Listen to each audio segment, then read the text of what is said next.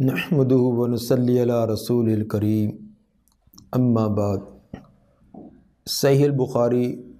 ابواب صفت الصلاۃ باب نمبر 85۔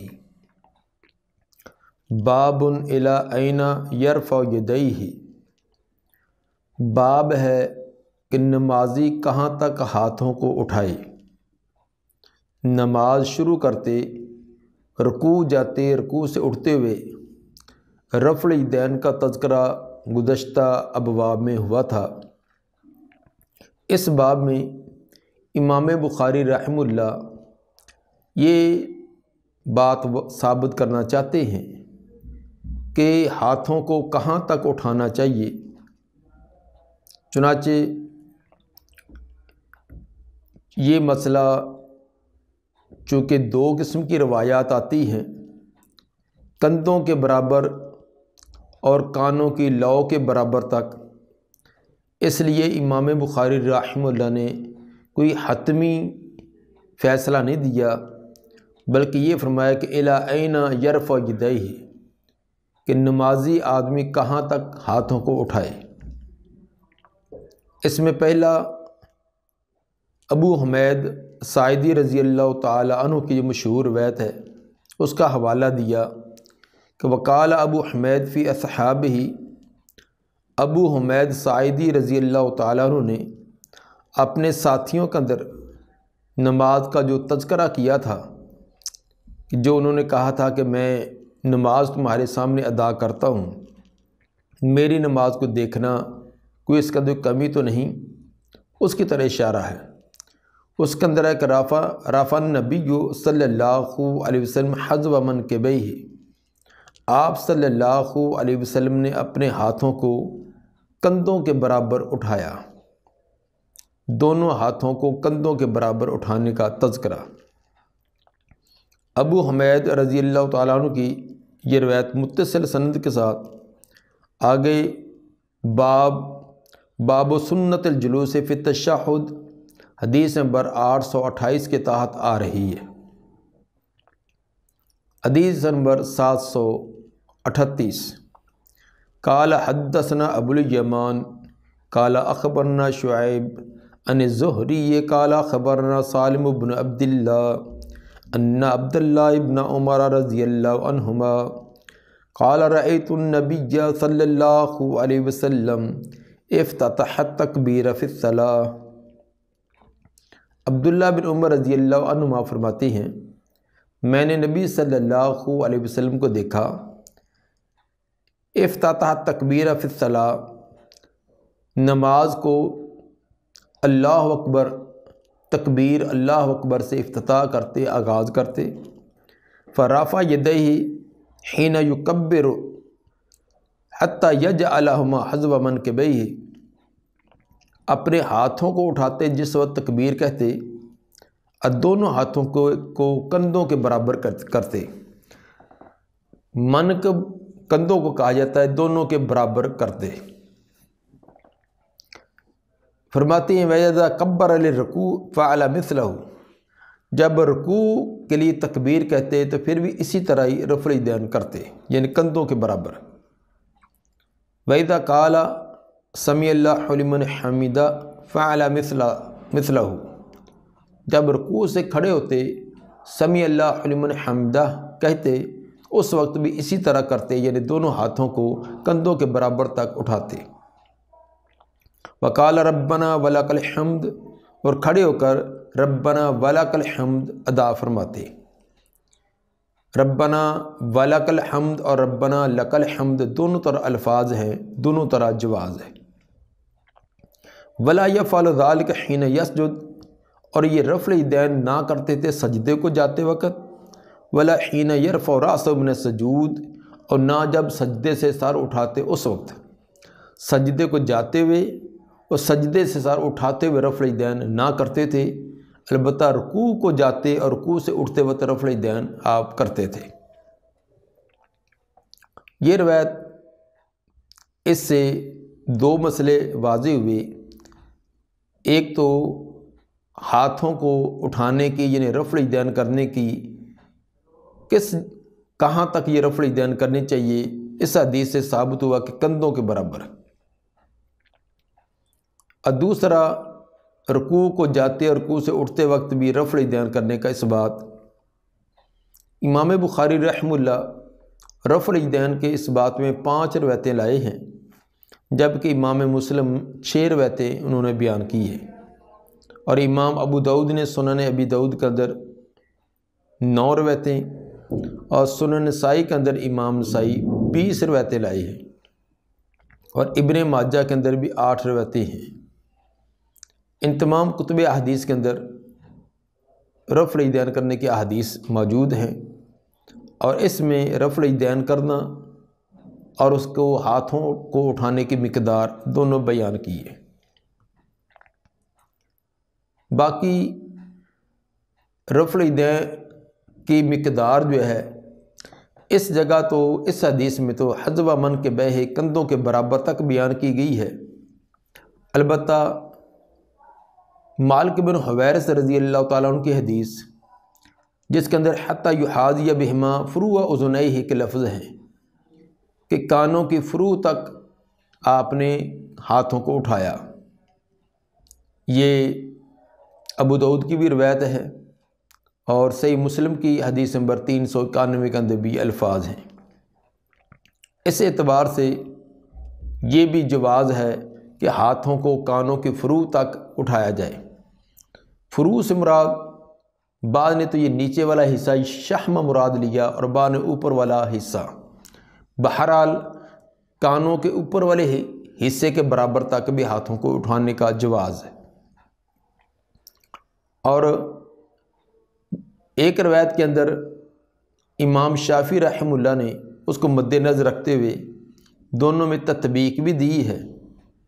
جس میں یہ الفاظ ہیں ابو داؤد کی حدیث نمبر 724 میں کہ یحاذی بظہر کفیہ المنکبین، کہ ہتھیلیاں جو ہے یہ تو کندھوں کے برابر، وباطراف انامل الاذنین، اور انگلیاں جو ہے یہ کانوں کے برابر۔ یہ الفاظ یہ امام شافعی نے یہ تطبیق دی ہے، اور انہوں نے تطبیق دی ابو داؤد کی روایت جس کا حوالہ دیا 724 کا کہ حتیٰ کانتا حیال منکبیہ وہذا بابہامہ اذنیہ۔ یہ ابو داؤد کی یہ روایت کے الفاظ ہیں کہ ہاتھوں کی ہتھیلیاں جو ہے وہ کندھوں کے برابر، اور انگوٹھے جو دونوں کانوں کے برابر ہوتے ہیں۔ تو جب انگوٹھے کانوں کے برابر ہیں تو ہاتھوں کی انگلیاں جو کانوں کے اوپر والے حصے کے برابر ہو جائیں گی۔ گویا کہ کم از کم جو ہاتھوں کو اٹھانے کا مقدار ہے وہ کندھوں کے برابر، زیادہ سے زیادہ کانوں کے اوپر والی جو کومپل ہے وہاں تک۔ ان کے درمیان میں کوئی بھی کیفیت ہو تو یہ جواز ہے۔ البتہ اگر دونوں پر یک وقت عمل کر لیا جائے، جس طرح کہ امام شافعی رحمہ اللہ نے بیان کیا کہ ہتھیلیاں کندھوں کے برابر ہوں اور انگلیاں جو کانوں کے برابر ہوں، تو دونوں پر یک وقت بھی عمل ہو سکتا ہے۔ البتہ ہاتھوں کو اٹھانے کے اندر چند اور باتوں کو مد نظر رکھنا بھی لازمی ہے۔ ایک تو یہ کہ ہتھیلیوں کا رخ قبلے کی طرف ہونا چاہیے۔ یہ ایسے اندر کو ہاتھ کر کے رفع الیدین کرنا یہ درست نہیں، جس طرح کہ بعض ساتھی غفلت کی وجہ سے یہ ایسے کر دیتے ہیں، بلکہ ہتھیلیاں قبلے کی طرف ہونی چاہیے۔ دوسرا، انگلیوں کے درمیان معمولی سا فاصلہ ہو، جس طرح فطرتی طور پر فاصلہ ہوتا ہے، نہ آمدن اس کو ایسے ملایا جائے اور نہ اس کو ایسے منتشر کیا جائے۔ فطرتی طور پر جو فاصلہ ہوتا ہے وہ فاصلہ ہونا چاہیے۔ تیسری بات، کم از کم کندھوں کے برابر، کندھوں سے نیچے رفع الیدین نہیں ہے، یہ بات جو ہے ایسے یہاں تک کرتے ہیں یہ نہیں، اور کانوں سے اوپر تک بھی نہ ہو، جیسے بعض بھائی جب کانوں کو ہاتھ لگاتے ہیں، انگوٹھا لگاتے ہیں، جب انگوٹھا جو کانوں کو لگائیں گے تو یقیناً انگلیاں جو اس سے اوپر جائیں گی۔ وہ انگوٹھا جو ہے نیچے شہمہ کو لگائیں یا اوپر لگائیں، نیچے بھی لگائیں یہ شہمہ کو، تو ہاتھ انگلیاں جو اوپر چلی جاتی ہیں، حالانکہ اوپر نہیں ہے، زیادہ سے زیادہ کانوں کا اوپر جو کومپل ہے اس کے برابر ہاتھ اٹھانے ہیں۔ افراط و تفریط جو درست نہیں ہے کہ اس کو اتنا بڑھا دینا۔ رفع الیدین کے اندر چوتھی بات مد نظر رکھنی کہ ہاتھ تھوڑی دیر کے لیے ٹھہر جائے، ٹھہراؤ آئے، پھر ان کو نیچے کریں۔ ہاتھ اٹھاتے ہی ایسے کرتے ہی نیچے کر لینا یہ درست نہیں ہے، بلکہ ہاتھوں کا ٹھہراؤ آ جائے، خواہ تھوڑی دیر کے لیے آئے، پھر اس کو باندھنا چاہیے۔ تو یہ 3-4 باتیں مد نظر رکھنی یہ بہت اہم ہے کہ رفع الیدین کے اندر اس طریقے سے رفع الیدین کی جائے۔ بعض کا مرد اور عورت کے رفع الیدین میں فرق کرنا کہ عورتیں جو ہے وہ کندھوں کے برابر یا کندھوں سے بھی نیچے، اور مرد جو ہے وہ کانوں سے بھی اوپر لے جائیں کہ انگوٹھے جو وہ کانوں کے ساتھ ٹچ کریں اور ہاتھ اوپر چلے جائیں، تو یہ فرق کسی حدیث میں مرد اور عورت کا نہیں آیا۔ دونوں کے لیے مرد اور عورت کی نماز کی ادائیگی کی حیت اور کیفیت میں کوئی فرق نہیں، جو مرد کا طریقہ ہے وہی عورت کا۔ تکبیر تحریمہ سے لے کر سلام پھیرنے تک مرد عورت کی نماز میں کوئی فرق نہیں۔ ہاں البتہ اتنا فرق بیان کیا گیا کہ عورت کا سارا ڈانپا ہوا ہونا لازمی ہے، عورت کا دوپٹہ کوئی اوڑھنی وغیرہ سر پہ ہو، مرد کے لیے یہ لازمی نہیں، عورت کے لیے لازمی۔ دوسرا، عورت کا ٹخنا جو ہے وہ ڈانپا ہوا ہو، مرد کا ٹخنا ننگا ہونا شرط ہے اور عورت کا ڈانپا ہو۔ نماز کی حیت اور کیفیت میں یہ فرق ہے، باقی قیام، رکوع، سجدہ، تشہد اس کے اندر کوئی فرق نہیں۔ تو جو فرق بعض بیان کیے جاتے ہیں اس کا احادیث میں کوئی ثبوت نہیں ہے۔ باب نمبر 86، باب رفع الیدین اذا قام من الرکعتین، باب رفع الیدین کرنا جب نمازی 2 رکعتوں سے کھڑا ہو، 2 رکعتیں ادا کر کے جب تیسری رکعت کے لیے کھڑا ہو تو اس وقت بھی رفع الیدین کرنا۔ جب نماز 3 رکعتی ہو جس طرح کہ مغرب کی ہوتی ہے، یا 4 رکعتی ہو جس طرح ظہر، عصر اور عشاء کی ہے، تو اس میں 2 رکعتیں مکمل کرنے کے بعد جب تیسری رکعت کے لیے اٹھے تو اس وقت بھی رفع الیدین کرنا۔ حدیث نمبر 739، قال حدثنا عیاش قال حدثنا عبد الاعلی قال حدثنا عبید اللہ عن نافع ان ابن عمر کان اذا دخل فی الصلاۃ کبر ورفع یدیہ۔ عبداللہ بن عمر رضی اللہ عنہما فرماتے ہیں کہ نافع فرماتی ہیں کہ ابن عمر جب بھی نماز پڑھتے، اب نافع جو ہے یہ شاگرد ہے ان کے ابن عمر رضی اللہ عنہما کے، وہ بیان کرتے ہیں کہ میرے شیخ عبداللہ بن عمر رضی اللہ عنہما نماز کیسے ادا کرتے تھے۔ فرماتے ان ابن عمر، بے شک عبداللہ بن عمر، کان اذا داخل فی الصلاۃ، جب بھی نماز میں داخل ہوتے نماز کو شروع کرتے، کبر ورفع یدیہ، تکبیر کہتے اور رفع الیدین کرتے، وَإِذَا رَكَعَ رَفَعَ یدیہ، جب بھی رکوع کرتے تو رفع الیدین کرتے، وَإِذَا قَالَ سَمِعَ اللَّهُ لِمَنْ حَمِدَهُ رَفَعَ یدیہ، جب رکوع کے بعد کھڑے ہوتے سمیع اللہ لمن حمدہ کہتے تو تب بھی رفع الیدین کرتے، وَإِذَا قَامَ مِنَ الرَّكْعَتَيْنِ رَفَعَ یدیہ، جب 2 رکعتیں پڑھ کر کھڑے ہوتے تو تب بھی رفع الیدین کرتے۔ یہ عبداللہ بن عمر رضی اللہ عنہما کے شاگرد حضرت نافع رضی اللہ تعالیٰ عنہ یہ بیان کر رہے ہیں، اور ان کی نماز کا یہ طریقہ کہ نماز شروع کرتے، رکوع کو جاتے، رکوع سے اٹھتے اور 2 رکعتوں کے بعد کھڑے ہوتے وقت رفع الیدین کرتے۔ تو پھر آگے فرماتے ہیں کہ یہ جو ان کی نماز کا طریقہ تھا یہ ان کا اپنا یہ طریقہ بنایا ہوا نہیں تھا، بلکہ ورفع ذالک ابن عمر الی النبی صلی اللہ علیہ وسلم، اس طریقے کو عبداللہ بن عمر نے نبی صلی اللہ علیہ وسلم کی طرف منسوب کیا کہ یہ آپ کا طریقہ بھی ایسے تھا، گویا کہ جس انداز کی نماز ابن عمر پڑھتے تھے اسی طرح ہی نبی صلی اللہ علیہ وسلم کی نماز تھی۔ اور یہ بات بالکل واضح ہے۔ اب جو نافع بیان کرتے ہیں یہ نبی صلی اللہ علیہ وآلہ وسلم کی وفات کے بعد کا یہ واقعہ ہے۔ اس وقت انہوں نے ابن عمر کی نماز کو ایسے پڑھتے ہوئے دیکھا، اور ابن عمر نے یہ روایت، یہ واقعہ، یہ نماز کا طریقہ نبی کی طرف منسوب کیا۔ تو اس کے اندر کئی منسوخ ہونا یا یہ کہنا کہ یہ ابتدائی دور میں تھی بعد میں منسوخ ہو گئی، تو یہ تو یہاں کوئی بات نہیں، بلکہ الٹا یہ تو ثابت ہے کہ آپ کے دنیا سے چلے جانے کے بعد بھی صحابہ کرام کی نماز کا یہی طریقہ تھا۔ مزید اس سند کی تقویت کے لیے امام بخاری نے 2 سندوں کا اور حوالہ دیا۔ فرماتے روا حماد بن سلمان ایوب ان نافع ان ابن عمر ان النبی، کہ پیچھے والی روایت کے اندر تو ابن عمر نے آخر پر اس کی نسبت نبی کی طرف کی،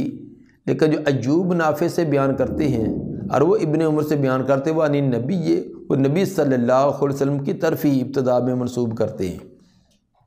یہ جو رفع الیدین حدیث نمبر 51 کے اندر یہ متصل سند کے ساتھ ہے۔ ایک اور سند وروا ابن تہمان ان ایوب و موسیٰ بن عقبہ مختصراً، ابن تہمان نے جو ایوب اور موسیٰ بن عقبہ دونوں سے بیان کی ہے، انہوں نے بھی اس روایت کو اختصار سے بیان کیا ہے، اور وہ متصل سند کے ساتھ بہقی جلد 2 صفحہ 70 پر یہ روایت موجود ہے۔ باب نمبر 87، باب بدل یمنا علی الیسری، نماز شروع کرتے وقت رفع الیدین کرنا تھا، تو رفع الیدین کا طریقہ اور اس کا کہاں تک ہاتھ اٹھانے چاہیے بیان کے بعد اب ہاتھ باندھنے ہیں، باندھنے کس جگہ باندھے جائیں، کیسے باندھے جائیں، اس کا طریقہ۔ باب بدل یمنا علی الیسری، باب دایاں ہاتھ بائیں ہاتھ کے اوپر باندھنا، سیدھا ہاتھ دایاں، یہ الٹے ہاتھ بائیں کے اوپر اس کو باندھ لینا۔ حدیث نمبر 740، قال حدثنا عبداللہ بن مسلمہ عن مالک عن ابی حازم عن سہل بن سعد قال کان الناس یؤمرون ان یضع الرجل ید الیمنی علی ذراع الیسری فی الصلاۃ۔ سہل بن سعد فرماتے ہیں کہ لوگوں کو حکم دیا جاتا تھا ان یضع الرجل علی ید الیمنی،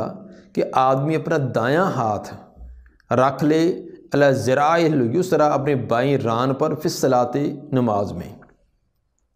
اپنا بائیں ذراع پر، ران نہیں بلکہ ذراع کا معنی یہ ہاتھ انگلی سے لے کر، انگلی کے ناخن سے لے کر یہ کونی تک، اس کو ذراع کہتے ہیں۔ لوگوں کو حکم دیا جاتا تھا، جب صحابی یہ کہے کہ لوگوں کو حکم دیا جاتا تھا تو حکم دینے والے نبی صلی اللہ علیہ وآلہ وسلم ہی ہوتے ہیں۔ لوگوں کو حکم دیا جاتا تھا کہ آدمی رکھے اپنا دایاں ہاتھ اپنے بائیں ہاتھ کی ذراع پر، ذراع اپنے بازو پر یا پوری کلائی پر، اس پر بولا جاتا ہے۔ اور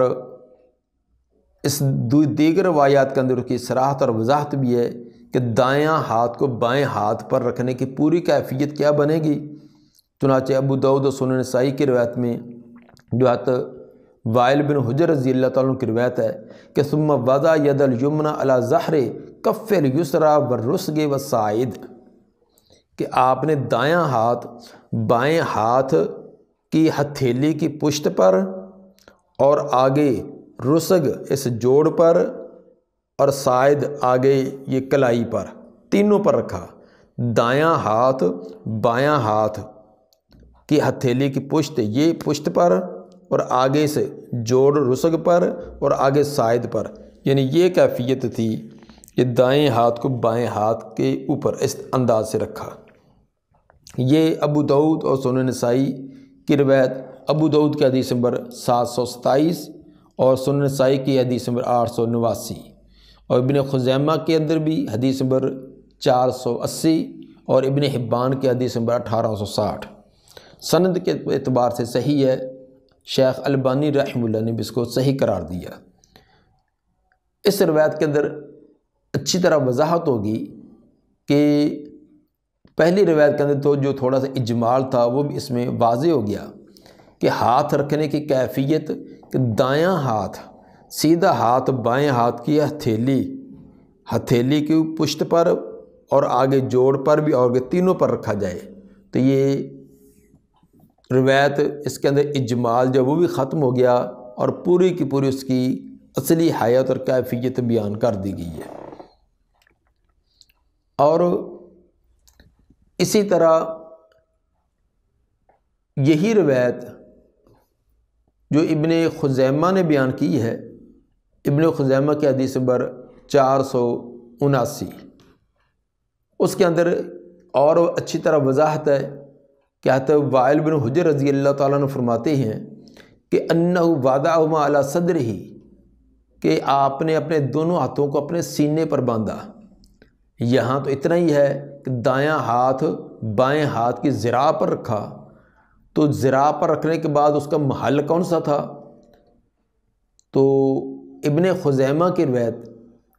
جو بتلایا کہ 479، اس کے اندر انہ وضعہما علی صدرہ کے الفاظ ہیں، اور اس کی سند حسن درجے کی ہے،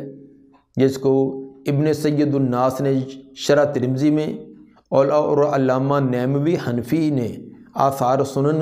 جلد 1 صفحہ 67 کے اندر اس کو حسن قرار دیا ہے۔ اور اسی طرح حلب طائی کی روایت جو مسند احمد کی ہے، اس کے اندر بھی اسی طرح الفاظ ہیں۔ مسند احمد کی حدیث نمبر 21967، اس کے اندر بھی یہ الفاظ اسی طرح آئے ہیں۔ باقی رہی بعض روایات، اور بخاری کی یہ روایت ہے، اس کے اندر بھی جو حیت اور کیفیت بیان کی گئی ہے یہ سینے کے اوپر باندھنے کے علاوہ ہو نہیں سکتی۔ مثلا اس کے اندر ہے کہ دایاں ہاتھ بائیں ہاتھ کے اوپر باندھا ہے، اس کے اندر ذراع کے لفظ ہے، ذراع تو یہاں تک بھی ہے۔ تو چلو جو ابن خزیمہ کی روایت جس کے اندر صراحت ہے وہ یہ کیفیت کہ دایاں ہاتھ بائیں ہاتھ کی پشت پر اور آگے رسغ پر اور سائد پر، تو یہ کیفیت جو ہے یہ سینے کے علاوہ نہیں ہو سکتی۔ یہ ناف کے نیچے یہ کیفیت نہیں بن سکتی۔ اگر اس طرح ناف کے نیچے ہاتھ کر کے ناف کے نیچے رکھیں گے تو یا تو آدمی کو کبڑا ہونا پڑے گا، تو یا پھر یہ کیفیت نہیں ہوگی۔ اس لیے امام بخاری رحمہ اللہ نے اس میں اشارہ کر دیا ہے کہ ہاتھوں کو رکھنے کا محل کون سا ہوگا، تو یہ کیفیت سینے پر ہی بن سکتی ہے۔ اور باقی ابن خزیمہ کی روایت اور مسند احمد روایت کے اندر علی صدرہ کے الفاظ بھی ثابت ہیں۔ بعض روایات میں تحت سرہ کے لفظ بیان کیے گئے ہیں کہ اس کے اندر ناف کے نیچے ہاتھ باندھنے کا تذکرہ ہے۔ ان روایتوں کے سے پہلے جو سینے پر ہاتھ باندھنے کی اور کچھ روایات بھی ہیں جن کے اندر بڑی صراحت ہے، وہ بھی ذرا آپ ذرا سنیں۔ ایک تو وائل بن حجر رضی اللہ تعالیٰ عنہ کی یہ روایت کہ انور النبی صلی اللہ علیہ وسلم وضع یمینہ علی شمالہ ثم وضعہما علی صدرہ، آپ نے دایاں ہاتھ بائیں ہاتھ کے اوپر رکھ کر سینے کے اوپر رکھا۔ تو یہ سنن کبری البیہقی کتاب الحیض باب وضع الیدین علی صدرہ، یہ امام بیہقی نے باب بھی قائم کیا، باب وضع الیدین علی صدرہ، کہ ہاتھ کو سینے کے اوپر باندھنا، اور بیہقی کی جلد 2 صفحہ 30 اور حدیث نمبر 2336 ہے۔ اسی طرح حضرت طاؤوس رحمہ اللہ فرماتے ہیں کہ کان النبی صلی اللہ علیہ وسلم یضع ید الیمنی علی ید الیسری ثم یشد بینہما علی صدرہ وهو فی الصلاۃ، کہ نبی صلی اللہ علیہ وسلم نماز میں اپنا دایاں ہاتھ بائیں ہاتھ پر رکھ کر انہیں سینے کے اوپر مضبوطی سے باندھتے۔ اور یہ حضرت طاؤوس رحمہ اللہ کا یہ بیان جو ہے سنن ابی داؤد کتاب الصلاۃ حدیث نمبر 759، اور البانی رحمہ اللہ نے اس کو صحیح قرار دیا ہے۔ تو ان روایات سے بھی ثابت ہوا کہ ہاتھ باندھنے کی جو کیفیت نماز کے اندر ہے وہ سینے پر ہے، اور اس میں بھی مرد اور عورت کا کہیں فرق نہیں آیا۔ بعض لوگوں کا یہ کہنا کہ عورتیں سینے پر باندھیں اور مرد ناف کے نیچے، تو یہ کہیں بھی فرق نہیں ہے۔ تو عورتوں کے لیے کوئی الگ کئی لفظ ہے، روایت یہی ہے۔ تو اس روایت کو اب عورتوں کے ساتھ خاص کرنے کی کوئی دلیل نہیں ہے۔ باقی تخت سرہ ناف کے نیچے والی جو روایت ہے جو حضرت علی رضی اللہ تعالیٰ عنہ کے حوالہ سے بیان کی جاتی ہے، لیکن سند کے اعتبار سے وہ سخت ضعیف ہے، جس کو امام بہقی نے ضعیف کہا، اور امام نووی رحمہ اللہ تو فرماتے ہیں کہ متفق علی ضعفہ، اس کے ضعیف ہونے پر سارے تمام جرح تعدیل کے علماء کا اتفاق ہے، اور حتیٰ کہ بہت سارے حنفی علماء نے بھی اس کو ضعیف کہا، جس طرح کہ مولانا عبدالحی حنفی نے حاشیہ ہدایہ کا حاشیہ جلد 1 صفحہ 102 پر، اور ابن حمام حنفی نے فتح القدیر شرح ہدایہ کی شرح انہوں نے فتح القدیر کے نام سے لکھی، جلد 1 صفحہ 201، اور علامہ ابن نجیم حنفی جنہوں نے بحر الرائق فقہ حنفی کی بحر الرائق کی شرح لکھی ہے، شرح کنز الدقائق، انہوں نے بھی اس کے اندر اس کو ضعیف قرار دیا ہے۔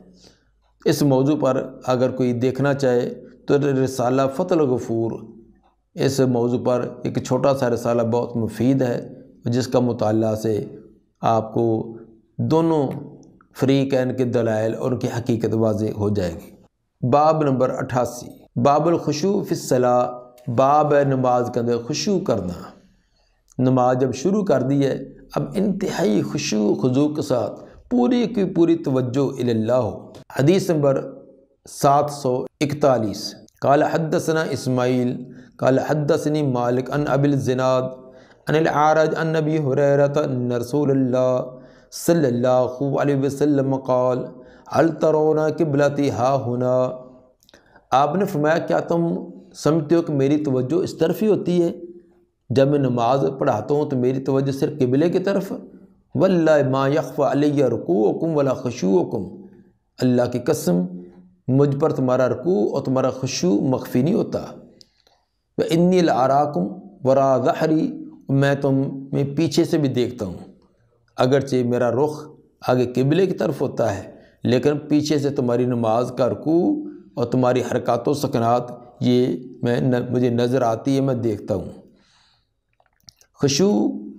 دو طرح کا ہوتا ہے، ایک ہوتا ہے قلبی دلی طور پر خشوع، ایک ہوتا ہے بدن کا بدنی خشوع، بدن کا سکون سے کھڑے ہونا، ادھر ادھر ہاتھوں کو مشغول نہ کرنا، کبھی کپڑے کو سیٹ کرنا، کبھی ادھر انگلی کبھی ادھر، کبھی یہ نہ ہو، تو یہ ظاہری خشوع ہے۔ باقی دل کی کیفیت وہ تو اللہ ہی جانتا ہے نا۔ تو جو ظاہری نماز کے اندر انسان خشوع دوسرا دیکھنے والا کہ بڑی توجہ سے بڑے انہماک سے کسی دائیں بائیں نہ وہ جھانکتا ہے، نہ کوئی ہاتھوں کو حرکت دیتا ہے، نہ کوئی اور کرتا ہے، بڑے سکون سے کھڑا، تو یہ ظاہری یہ سکون وہ مراد ہے۔ تو ثابت ہوا کہ نماز کے اندر خشوع یہ بہت اہم اور بنیادی چیز مطلوب اور مقصود ہوتی ہے، اس کو پورا کا پورا ادا کرنے کی کوشش کرنی چاہیے۔ حدیث نمبر 742، قال حدثنا محمد بن بشار قال حدثنا غندر قال حدثنا شعبہ قال سمعت قتادہ عن انس بن مالک عن النبی صلی اللہ علیہ وسلم قال اقیموا الرکوع والسجود، آپ نے فرمایا رکوع اور سجدہ پورا کیا کرو، فواللہ انی لاراکم من بعدی، اللہ کی قسم میں تمہیں پیچھے سے دیکھتا ہوں، وربما قال من بعد ظہری، اور بس اوقات راوی نے بیان کیے کہ اپنی پشت کی طرف سے دیکھتا ہوں، اذا رکعتم وسجدتم، جب تم رکوع کرتے ہو جب تم سجدہ کرتے ہو۔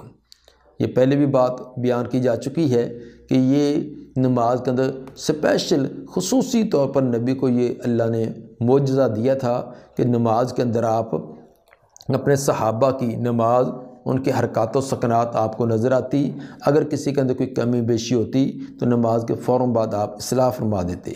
اس لیے کہ صحابہ کی نماز آگے امت کے لیے اسوہ بننی تھی، تو اگر صحابہ کی نماز کے اندر کوئی کمی بیشی رہ جاتی تو وہی کمی بیشی آگے منتقل ہوتی، تو اس لیے یہ اسپیشل آپ نماز کی